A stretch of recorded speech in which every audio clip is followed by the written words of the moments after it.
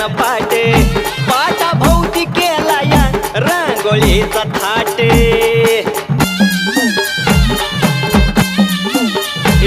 तुझ्यासाठीच टाकला चंदन पाटे